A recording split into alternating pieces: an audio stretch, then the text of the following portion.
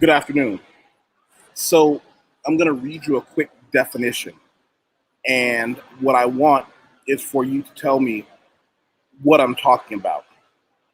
There are two quick definitions, and they're surprising, but they really go to what I want to talk about today. So first, let me do this. I don't want to trust my memory. I'm going to read this to you verbatim to see whether or not we can both, because I never would have, I never ever would have guessed what this is. The organized and intelligently directed knowledge. What is organized and intelligently directed knowledge? According to Napoleon Hill, and if you haven't heard of him, you're going to get a little bit of it now. And as always, if anyone doesn't have this book, leave me a comment in the comment section above or below. Leave me a comment in the comment section above or below, and I will send you a copy of this book. Napoleon Hill wrote Think and Grow Rich. And that statement, when he said, power may be defined as organized and power may be defined as organized and intelligently directed knowledge, goes right into knowledge is power. He may actually be cleverly paraphrasing it. Doesn't make it any less brilliant. Doesn't make it any less something that I really focused on. See, in his book, and I'm going to show you the title. By the way, I'm still chewing on Halls, getting rid of a sore throat. I'm going to show you his book so that if any of you need it as a reference point, here we go. Boom, boom, boom.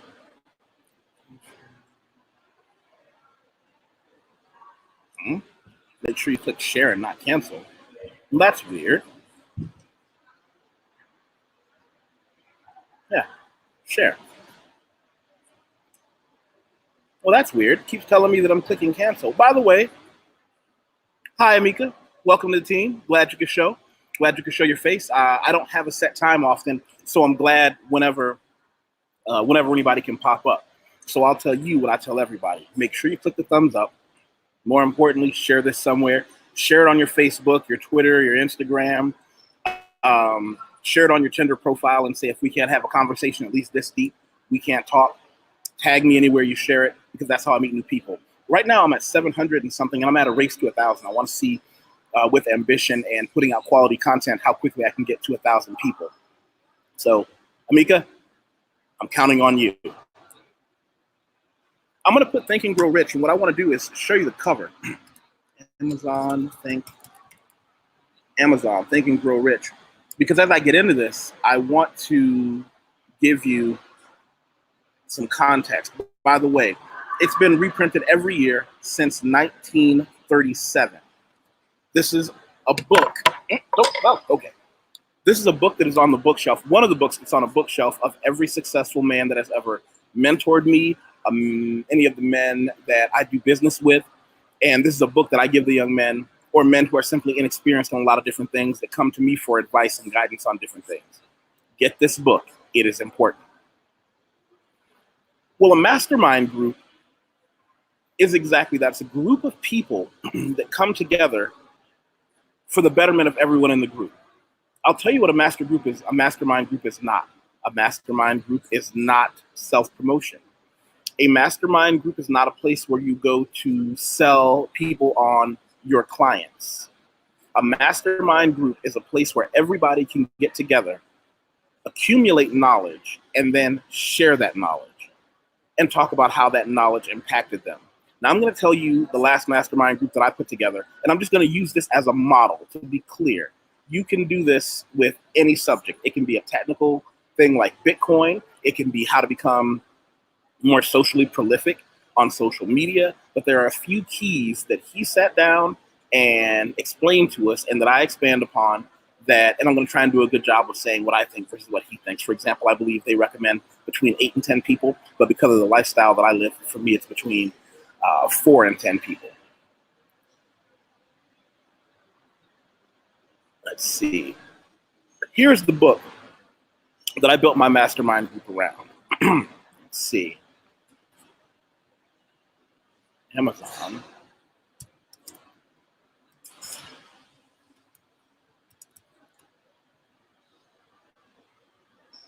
There's a book called Mastering Bitcoin, which you've heard me talk about in the past, by a man named Andreas Antonopoulos, who is the foremost mastermind on Bitcoins. The book is a long technical guide, and I have this edition, one on top with two little ants. It's a long technical edition that, while I and most of my friends are smart enough to use on our own, we came together in a mastermind group to better digest it. And I'm going to show you what our mastermind group consisted of and how we put it together, because I want you all to do this. I want you to do this with something. I don't care what it is, but this is something that can help you get better. This is something that can definitely help you to improve no matter what it is, socially or professionally. Check this out. This is my mastermind group criteria. It may not be yours, but it goes above and beyond the initial rules. First, my mastermind group is limited to men. I don't want anyone who's not a man in my mastermind group. A lot of people don't like that. Fuck them. Create your own mastermind group, because a mastermind group works best when it's focused and concentrated. I want people whose missions are similar to my own, showing me how to complete it. Anyone who wants to argue with me about it, come and see me in the comments. You can find my email address. If you're mad, stay mad. This is one of the reasons that I was able to successfully semi-retire at 37. This is one of the reasons that I've been able to become, as I rapidly approach maturity, a man that other men come to for advice. Number two, 4 to 10 members. You don't want to get over 10 members because then it becomes unmanageable. Once you're over 10 members, people start to wander. They're not as close. They're not as tight. Learning who another 9 people are is feasible. It's doable. Minimum 35 years old. Well, why 35 years old? Well, for me, it's 35 years old. I'm 42. I'll be 43 next year. For me, 35 years old is the cutoff where we can actually have meaningful discussion on the same bandwidth. A 35-year-old man has more than just the technical aspect if he's following the second one. Minimum 10 years of consistent business experience. Minimum 10 years of consistent business experience. So what does that mean? Well, that means it doesn't matter whether or not you work for 1 or 2 different companies, as long as that business experience is in the same area. If you're, I'll give you my example. I was in investments and insurances, life insurance, whole life insurance, term life insurance, and I was in mutual funds. You could be in my Bitcoin group if you worked for 2 different companies, but as long as you stayed inside your bailiwick, inside your wheelhouse, then you are welcome to be a part of my group. Looks like Edward Anderson is on the team. Hey, how you doing, brother? Thanks for showing up. Looking forward to any comments. Speaks more than just English. Now, this is the real cutter. This is the one that's really going to get you.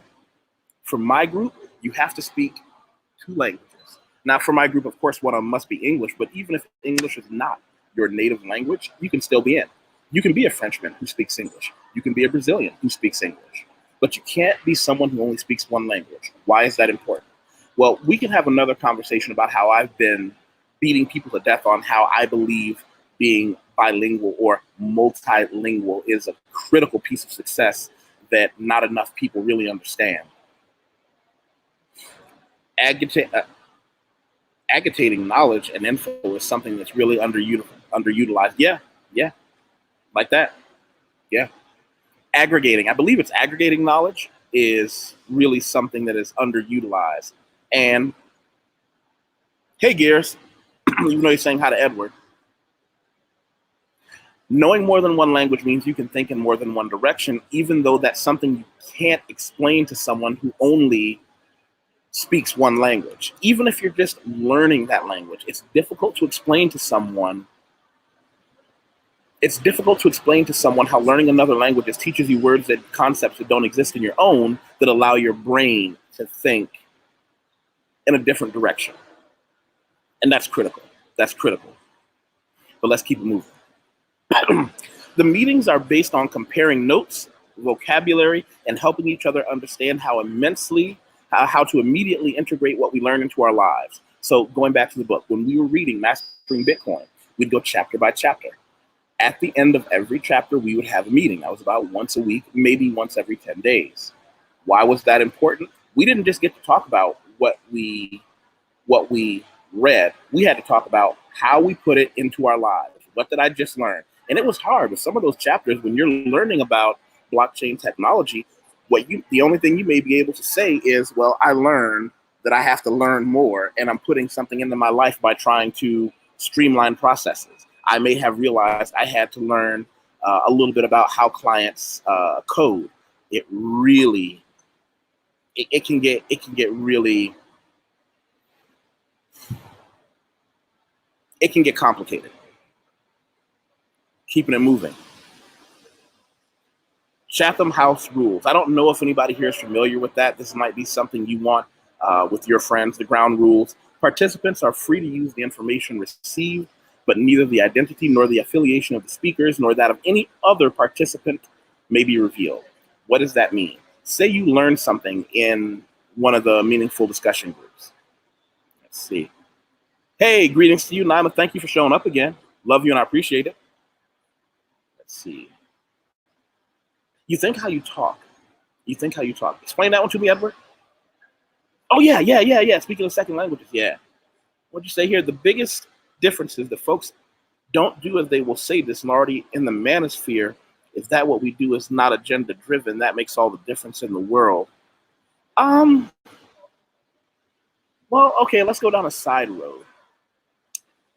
I don't necessarily, I know that my work is referenced in the manosphere, but I don't necessarily consider myself part of the manosphere because I think I'm just at risk of my arrogance showing. I think I'm just a little bigger than that. I don't have such that's not really part of my wheelhouse. That's not my my calling, so to speak.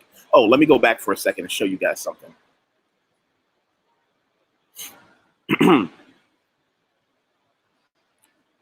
I want you to go back and look at something I did called Trading in English for Immigrants. It's a plan that I put together that I might have to submit to a local congressman about learning a second language, teaching a second language, and how that really, really can affect things.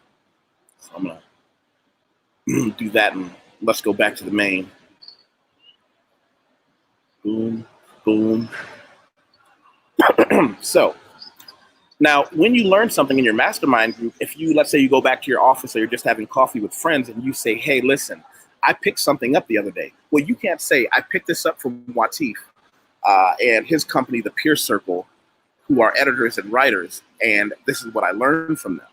No, you can't say that. And you also can't say, well, YusefWateef from the Peer Circle, who's an editor and a writer, did this and I don't like it. What you can say is something that I picked up from my mastermind group is as such. This is why putting together a mastermind group is so difficult, because if they are not men who you trust, it's over. If they're not men who can hold their tongue, it's over. Respectful participation. We attack ideas and not people. Focus on issues, not individuals or organizations. You can't say, hey, your organization did this and this is awful. No. We're working with that individual. We take a problem-solving orientation. When somebody comes to the table, again, let's go back to the Bitcoin book that I use. Someone has a problem saying, I don't quite understand how this mining thing works. We go back to those chapters and we all talk about it again until the person is caught up with the rest of us. Active listening. Listening does not mean while you're talking, I'm on my phone. By the way, mobile phones are off or silent. That doesn't mean I'm playing, and it doesn't mean I'm just kind of absently looking around. When you're talking, I'm taking notes on what you're saying. I might learn something, or even more importantly, I might learn something I can help you with. Let's go back up here. That whole being discreet with the things that are said and how they are said, that's part of why I want somebody who's worked for 10 years in a business and at least 35 years old. Why? He has skin in the game. He has something to lose if his reputation becomes dirty. At the end of the day, all a man ever has is reputation, and you can't be known as someone who doesn't do what he says he's going to do, especially if that something is keeping his mouth shut. Earlier, I said something, and for those who are watching this today, tomorrow, sometime in the future, I always have to fit this in, that I'm not a YouTuber per se. I don't make money off Google or YouTube. Let me show you what I do, because I said earlier, someone may mention, hey, YusefWateef and his editing, copywriting business. Let me show you what I do. Because if I can help you, great. If not, you can find who I am, catch up with me on LinkedIn, and then later on, you can even say, hey, I know someone who can use your resources. I'm an editor, ghostwriter. I write resumes. If you wrote a book and you need it edited for grammatically correct speech and syntax, that's what I'm here for. You need a resume written, that's what I'm here for.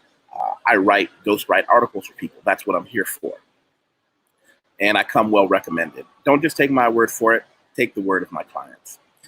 Let's get past the resume. I want everybody here who's watching this catch up with me on LinkedIn as well. Here's where a lot of my business professional clients leave a lot of good words for me, and I'm quite proud of that. So as I said, what you can do for me, catch up with me on LinkedIn. You can also make sure you share this somewhere, and make sure you click subscribe. Going back to the text, going back to the how to create a mastermind group. Once we've created that mastermind group, when you've got that 4 to 10 guys, you want to make sure they're not all clones of you. You want people who you respect, even if you don't like them. I often say there may be someone who beat you at a business deal who's just as good as you are, but didn't do any trash talking about it on social media or in the office. Say, hey, listen, I'm putting together a team. I've always wanted to say that.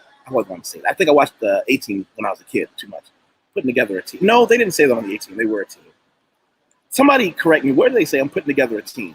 In any case, you put together a team and you say, I'm getting people together for a mastermind group. The way Napoleon Hill talked about it in his group, Think and Grow Rich. Whether or not you want to be part of that group, I'm going to give you a copy of this book. Back up. Shout out to one of my mentors, powerful mentor, who showed me the power of giving books to people. Well-worn books that are very consistently used, like Think and Grow Rich. You can go to any dime store bookshop if they have them in your neighborhood anymore, or go online and buy them for a couple of bucks. But it means something to hand somebody a book and say, listen, this is your invitation to be part of what they talk about in chapter 10. I'd love for you to sit down with us. Even if you don't, there you go. And like I said, for anybody watching this, if you need a copy of that book, you let me know. So what did we do? Once a week, we would sit down, go over the last section of the book we read, talk about what we learned, how we're putting it into practice, hold each other accountable. When someone comes in and says, I wasn't able to put this into practice, without attacking, we would say, okay, explain to me why. What happened in your life that put you in a situation to not be able to hold your end of this responsibility? Not in an attacking way, but as men, we must hold each other accountable to become better. Ask them, what can we do to help you? Well, I've got this other project I'm working on. Okay, what can I do to help you take a few hours off that project so you can get the time in to do what you need to do to be part of this team? That's a powerful thing. When you can really put a group together of people who really want to help each other, even people who just want to get themselves help, people who can say, listen, this is who I am and what I do, and I simply want to be better at it. My goodness, it's such a powerful tool to have in your back pocket.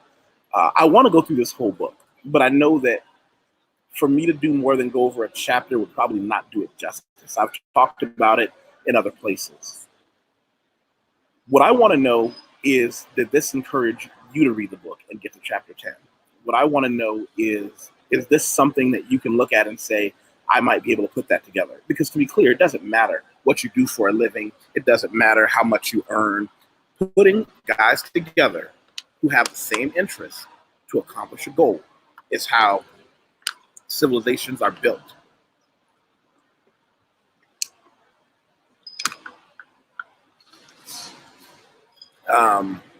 It's how civilizations are destroyed when the conquerors decide that they want to put these things together.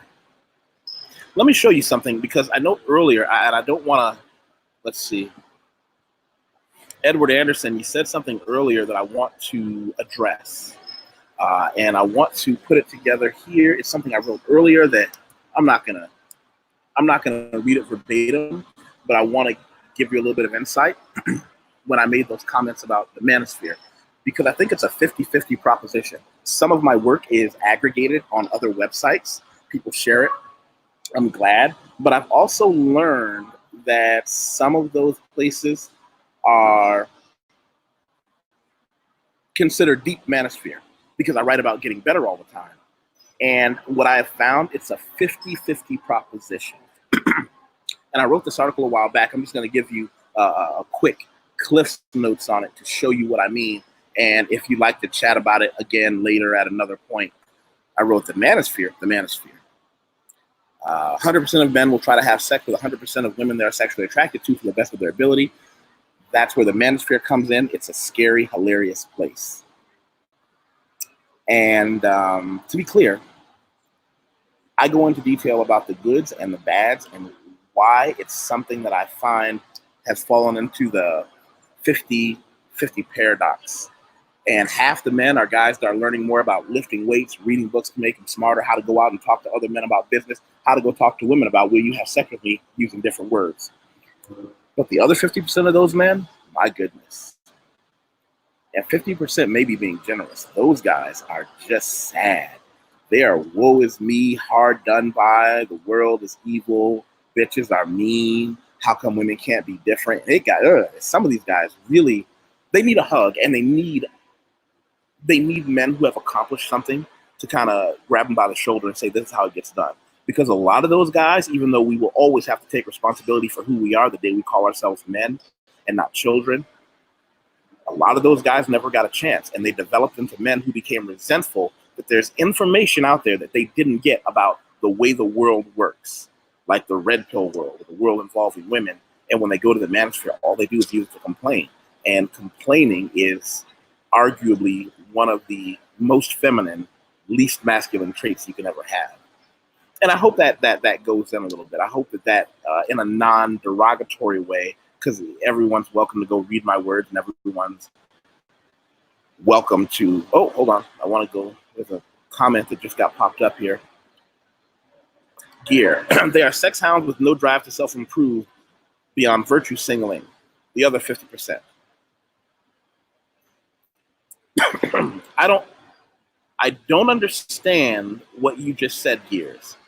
Can you give me a better, more detailed definition? I'll wait here for a second. I was going to log off, but I'll give you, 30 seconds, a minute.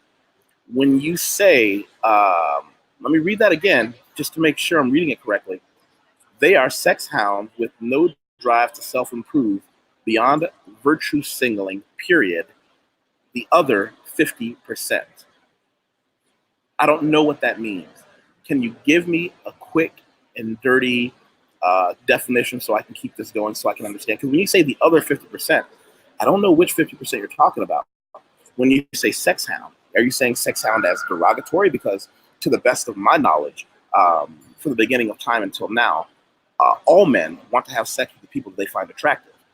Being a sex hound is not a terrible thing. It's simply how you go about it. Are you abusive and intentionally asshole-ish about it? Or are you someone who can just put it on the table and say, this is what I'm about, and why you should get on board with me? So if you can give me a quick explanation as to where that's going, yeah, that's something that I need help on. Let me click back in. Now, if we want to talk about this again later, we can. But you're right about no drive to self-improve. A lot of men were sold a bill of goods. They were sold a myth that if you just do the right thing and just finish school and just get a good job, the rest falls in line. Nobody told them that with that good job comes the responsibility of saving 20% of your money if you have no children. I would let my clients get away with saving 10% if they did have children. No one told them that there is a lot more work to be done. And it's a tragedy. It's a tragedy. So I say that to say this. Love you all. I appreciate that you took the time to watch this and listen to me. I hope you're not here just to agree with me. If you have something to say, as long as we can communicate with each other respectfully, I'm willing to discuss anything with anyone. As I say over and over again, make sure you thumbs up and subscribe, because that's how I get to meet other great people to have discussions with. So having said that, I wish you all a great day, great afternoon, great evening whenever you're watching this. I'm having a great day in Sao Paulo, Brazil with my business and what I'm doing for fun. And with that, I'm going to click end.